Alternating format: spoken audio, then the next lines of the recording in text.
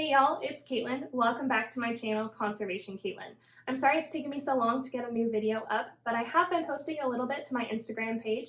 If you're not already following me on there, you should be. My handle is @Conservation Caitlin, just like my YouTube channel. I'll give you a second. Go ahead. Go follow me.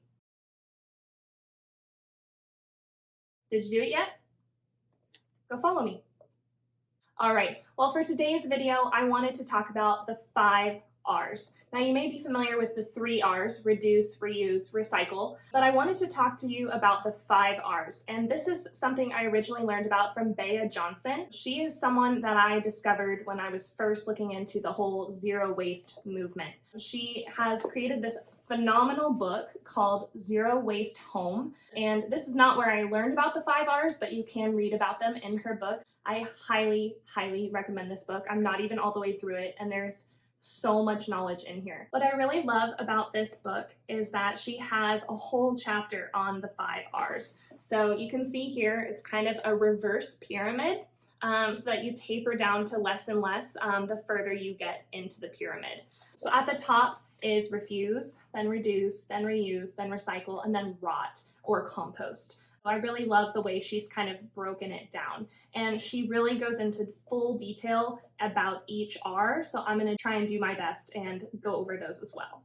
We all know we should reduce the amount of waste that we have, we should reuse what we can when we can, and then we should recycle what is available to be recycled. But Bea Johnson kind of takes this another step further. The first one she actually tacks on is refuse. You know, the big thing with zero waste is refusing to allow stuff to even come into your home, because that then makes less for you to have in terms of waste. So if you can keep it outside of your home and refuse to bring it in, that is a big, big step. So refusing would be refusing those little cheap toys at a kid's birthday party, refusing flyers when someone hands them to you that you know you're never going to call that person or use that business. If you're still in the work environment, you might attend conferences where they give out all those free goodie bags of stuff that you're never going to use. You grab business cards from people that you're never going to call, and you might just collect all the pens and notepads and stuff. And those are items you can use,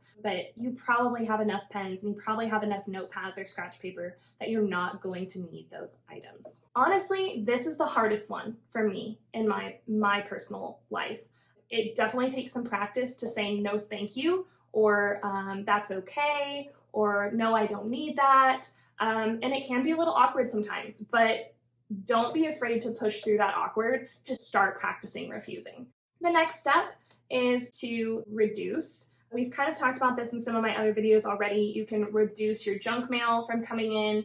You can try and reduce what you're purchasing. So purchasing only products that can be reused, or buying in bulk so that you don't have that packaging. So just reducing the number of things. Could also be going more eco-minimalist and just reducing the number of items you have in your home, helping them find a second home. Something I really love about Bea Johnson's book in the reducing section is she gives a whole list of places where you can donate or drop off or give all those unique items that maybe, Goodwill won't accept. She talks about like what to do with electronic waste and what to do with scraps of clothing or craft supplies and stuff like that. So she really goes into full detail and has really thought this process through, because it's one thing to eliminate it from your life, but you also want to be a good steward of those materials that you have and make sure they end up somewhere where they're actually going to be used. Number 3 of the 5 R's is to reuse what you can't refuse or reduce. So swapping single plastic alternatives for reusables is a great way to reuse, buying reusable shopping bags, using a reusable water bottle. You can shop secondhand, that is reusing. You're reusing an item of clothing that someone else already used.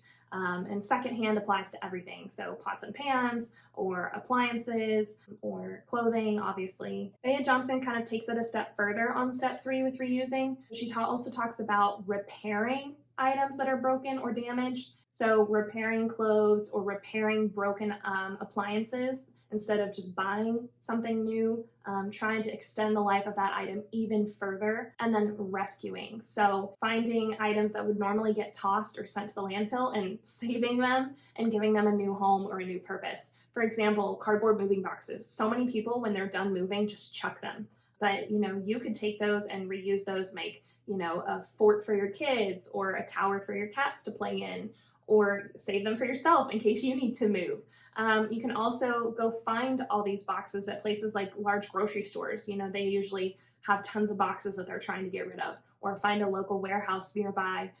You can rescue all those boxes that would normally just be chucked aside. The fourth R is to recycle, and obviously zero wasters do love recycling, and we do support recycling, but recycling should never be the end goal. And I think the first thing people associate with zero waste is this like big amount of recycling, like that all the zero wasters just love to recycle, and like that's all they do. They have no trash, but it's all recycling. But we actually want to kind of step away from recycling too. Yes, we want to recycle what we can't refuse, reduce, or reuse, but recycling is not a perfect system in itself. Some items are only able to be recycled a limited number of times. Like plastics, for example, yes, they are recyclable, or at least some versions of plastic are, but it's actually a process called downcycling rather than recycling. Plastic can only be reused a couple number of times before it does eventually end up in the landfill. It kind of starts to degrade and lose its qualities, so it cannot be recycled forever. Glass, on the other hand, is a great item that can be recycled time and time and time again. So that's why usually zero wasters encourage shopping for glass items or items in glass. I also really love in Bea's book, she really gives a breakdown of why recycling is not a perfect system, and I kind of want you to go read the book for yourself, so I'm not gonna, just read her whole book to you, although we could totally make that a thing, story time with Caitlin. But, she really explains why recycling is not a perfect system. It puts so much pressure on the consumer, and it requires so much knowledge on our part, and education, and digging into things, and insight, because every city is different, every county is different.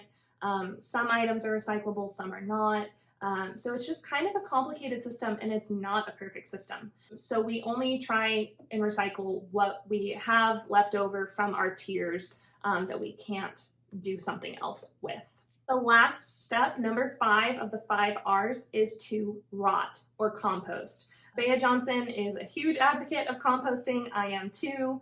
It has kind of changed the way I look at my waste. I've discovered how much of my waste was actually compostable waste. Not just foods, but I've talked about pet fur and human hair, and you can get really into the nitty-gritty and look at all the items that can be composted. But even some like cotton t-shirts can be composted, if you're not turning them into rags or donating them to someone else to wear. But she also really breaks down the different types of composting available to you. You can do a quick internet search to see what, if any, composting is available in your area, or different ways to do composting, but be on the lookout for a future video for composting.